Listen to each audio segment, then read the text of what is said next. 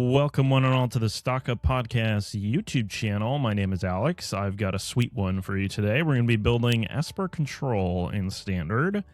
So, obviously there's a few ways to build the control decks that people have built already. We've seen Blue-Black Control, Gab Nassif and Reed Duke played a variation of that at the Lorwyn Eclipse Pro Tour. We've seen Blue-White Control, not in a while actually, and I'm thinking I might, visit some Blue-White elements and Blue-Black, of course, because we're going Esper. There have been the Jeskai control decks that use Tablet of Discovery or Resonating Loot. I think mostly they're using Tablet of Discovery now with Jeskai Revelation, but, that's like a pretty defined path in terms of win conditions, and there's not a lot of wiggle room for those decks. I think they're pretty well tuned at this point. So I wanted to try building something a little bit different. Specifically, I like the interaction between Bender's Waterskin and Emeritus of Ideation.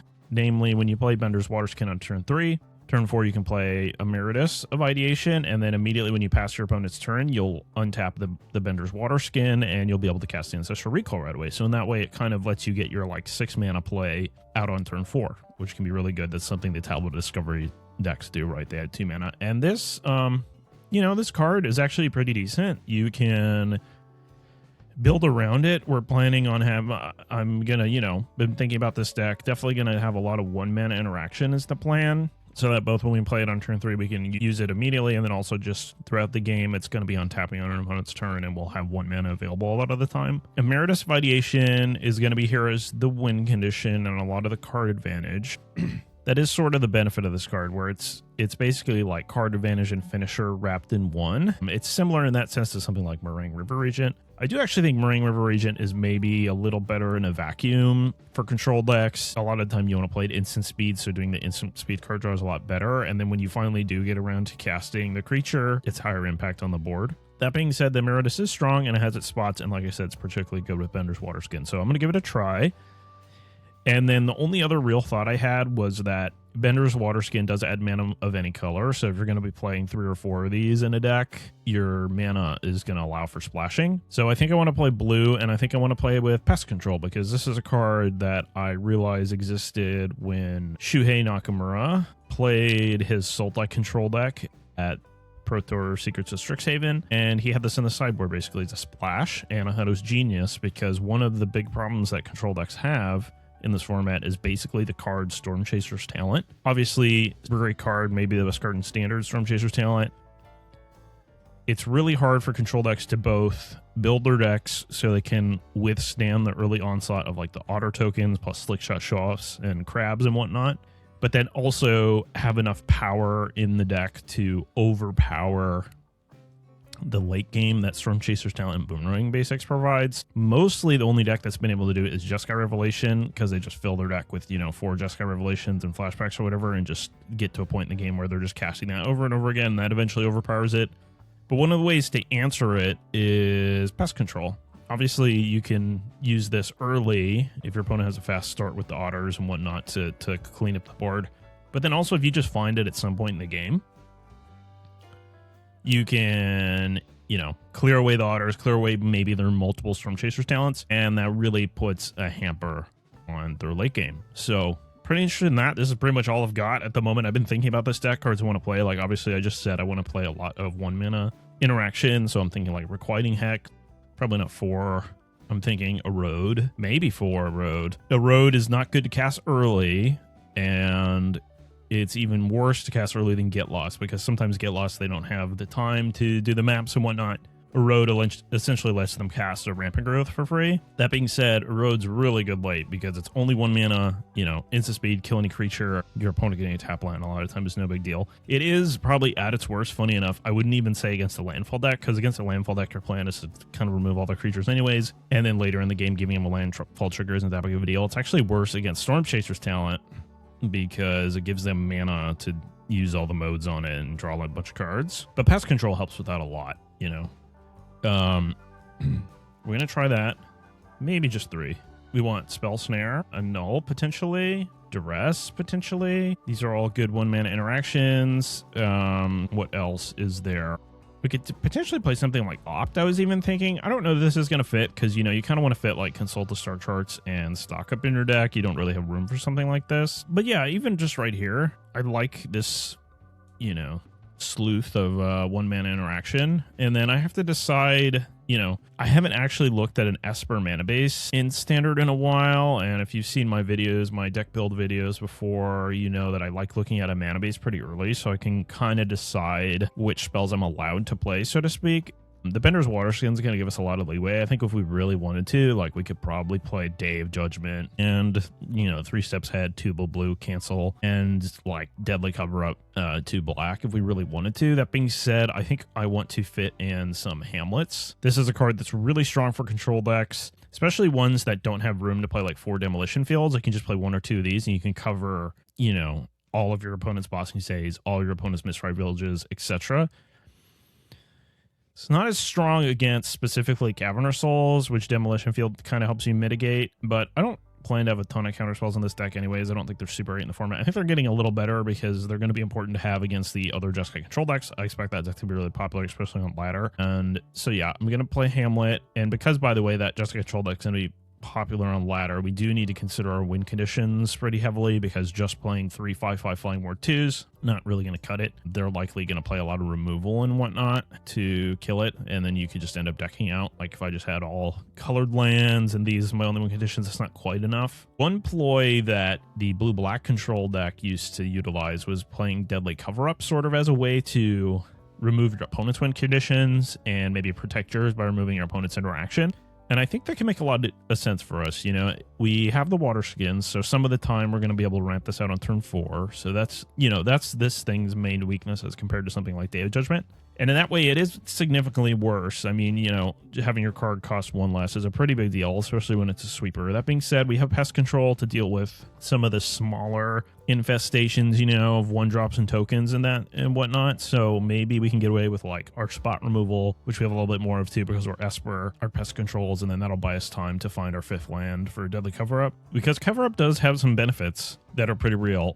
People play flashback cards. There's like Blood Gas and stuff in some decks in Standard. You can get rid of those. Obviously, it makes it so your sweeper is not like a dead card against a Jeskai control deck because you can, maybe they resolve a revelation against you. You can cast a skill tokens and get all the revelations. That's pretty strong. And, you know, like it works against Earthbent lands in some sense. In some sense, you can hit your opponent's forest some of the times. If you're playing against mono green landfall, that might really get them. So I think it's going to be pretty reasonable to play this card. And that's going to mean I'm going to want double black. And because I want some colorless lands, like I was talking about win conditions before, I think it's possible I'm going to want like Fountainport and maybe some Restless lands. Although obviously these are colored. These are the best ones. The Fortress isn't so great. But Reef and Anchorage are both really good. This would give me like a set of colorless lands. And honestly, I could see playing Demolition Field still because the other control decks have also been playing Petrified Hamlet. So they could turn off our Fountainport or our Restless lands with their Hamlet, and we could use a Demolition Field to destroy them. That being said, 4 colorless lands, maybe too many, but this is basically the point. Like, I don't think I'm going to want double white, double blue, double black. I'm going to try to angle myself more as like blue, black, splash white, I think. The other factor for that is the Verges. Basically, the Gloomlake Verge is the best one for us because when it's turned off, it still adds blue. So like I'm pretty tempted to just play 4 of those since blue is our main color and then black's our secondary color. And then again, Bleachbone Verge, similarly, black is more of a secondary color, but if it's like blue and black splash white, then this makes a lot of sense where we don't necessarily need our white super early. Sometimes we'll need it early for Pest Control, but honestly, even Pest Control, the plan for this is not necessarily to need it on turn 2, and then Erode is to never really cast it early. So that's nice. I could play Flood Farm Verge, but see, so here's the problem, right? It's white first. So, like, if I have a hand that's like Flood Farm Verge, you know, Petrified Hamlet, and that's it, or Bleachbone Verge, I can't really keep a hand that has like Consults or Spell Snares or something, or even Hexes. So it's pretty awkward in that sense. This, in turn, turns me off to something like No More Lies, which is obviously a good card, but there's a couple things going against it. One is your control deck, the games are going to go long, your opponent's going to have a lot of land, and people play a lot of inexpensive spells in Standard, like the Prowess deck in particular is just filled with 1 and 2 mana spells. So it's actually, not that great. And then a lot of the more expensive decks, some of them have like Cavern So rocks. Just counter spells in general aren't that good. We're still going to need to play some hard counters because they're really important for certain matchups, but the soft counters really aren't even good in those matchups, so I'm not super enthused with it. The fact that we have Erode in our deck too is a slight nudge towards not wanting it. Like, I'm not above playing Normalize and Erode and planning on casting Normalize early and Erode late, but I think I would rather just not play it.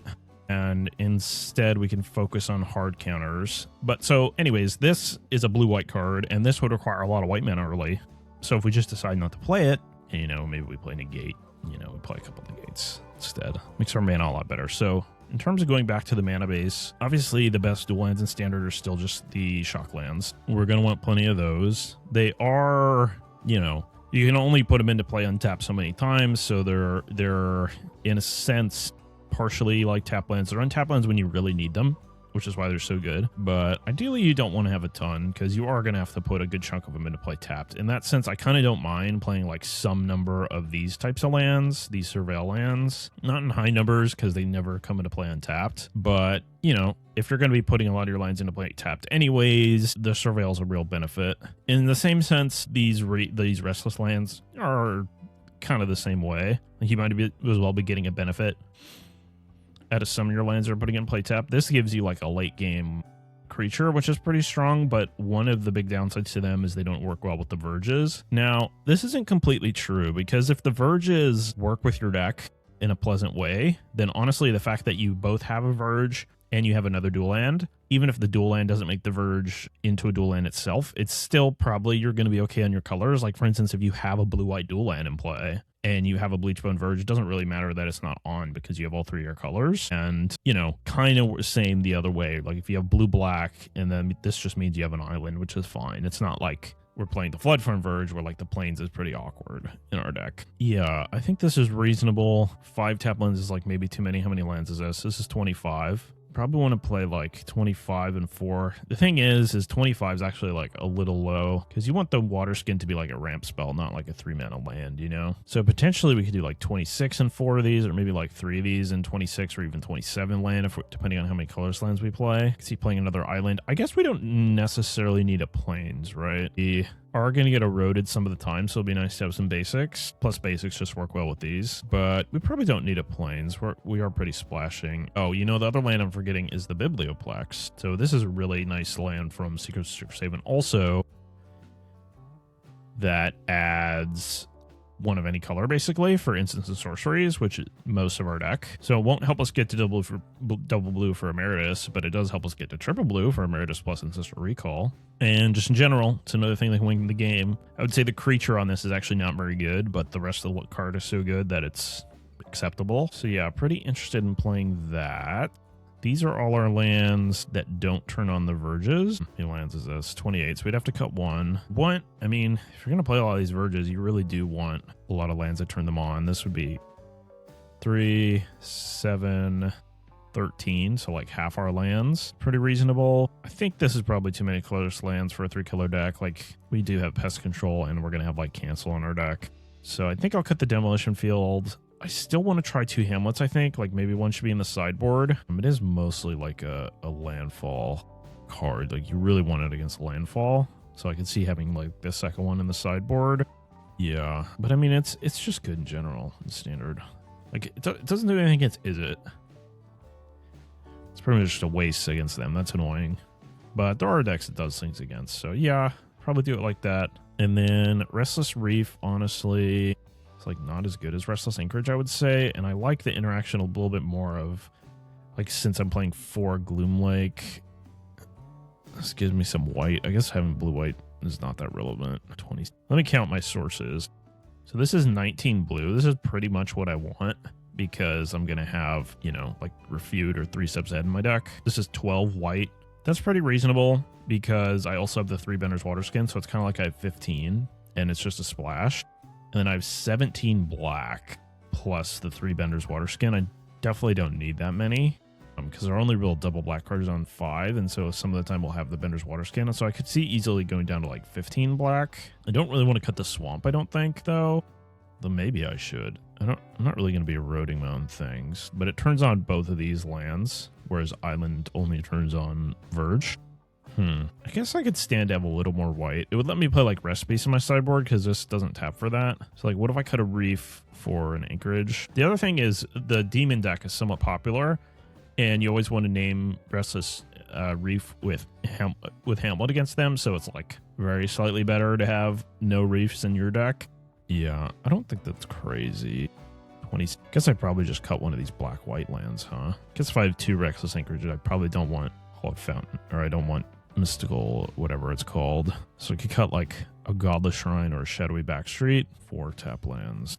I like that Godless Shrine is like always going to help cast Pest Control, and it can come into play untapped if need be, I guess. So I'll cut the Backstreet. I might even do something like switch a Watery Graves for Sewers, because this is one of the lands that's good to play on turn 1 with how my deck's configured, I think. And this is 26 land. It's maybe a little low on the land, but again, I have the 3 Waterskins, so I don't want to risk flooding really. And then let me count my sources one more time. Yeah, so this gives me 19, 15 black. And again, this is all not counting the Waterskin, 12 white. And then, yeah, the 3 Waterskin. So I think this is pretty reasonable for a mana base. So we'll start here and change it if we do something different with our spells. Now, we've got 8 more slots. Definitely going to play Consult the Star Charts, and I definitely want to play Stock Up. And then I want to play some hard counters. Probably since I have Deadly Cover Up, I just want Refute, because 3 Steps Ahead only counts as 1 mana for Collect Evidence 6. And if you ever cast Refute and you get to like loot, you'll almost certainly be able to collect your evidence. And honestly, I just sort of think like 3 Steps Ahead is just a super overrated card. I think the vast majority, like 80+% of the time you cast this card, you cast as the cancel mode. And even when you cast it as like the 5 mana mode, some of the time you didn't even need to do that, you know, just a cancel would have been good enough. And this, like, during that 80% plus of the time that you just needed the cancel, this is a cancel and it's always looting. So I think this is like kind of an oversight, honestly, on some people's parts. I get that 3 Steps Ahead is good. Like, it's much better in Lessons, for example, because the catalog mode is actually pretty good with Monument and copying Monument and all that sort of thing. But I think in general, it's kind of an overrated card. I'm just going to play Refute. Yeah. You know, there is another... Emeritus of Ideation is a wizard.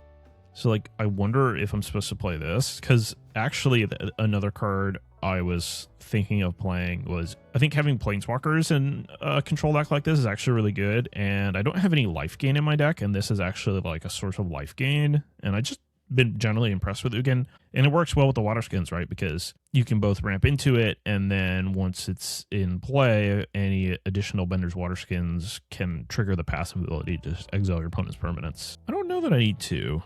I'll give you that. It's pretty like, so if you have Emeritus out, you Mana Sculpt. It's pretty good with Waterskin and Ugin. I wonder if there's more wizards I could play. Can't really think of anything. There's like Kitsa. I don't think I want that. Oh, there is Thundertrap Trainer, and there's like Glen Elendra Guardian as a sideboard card, maybe. I've played this before as a sideboard card, and it's been pretty good. Thundertrap Trainer. I don't have a ton of creatures, and it's good with Sculpt. It's kind of just a good card.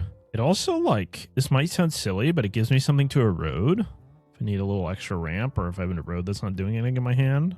This is something in the past that I've liked with Path to Exile and Wall of Omens in the same deck. It's kind of something similar. I think I'm going to try it. Yeah, why not? It's an experiment. So we don't need the Receive Refutes. What, 4 maybe?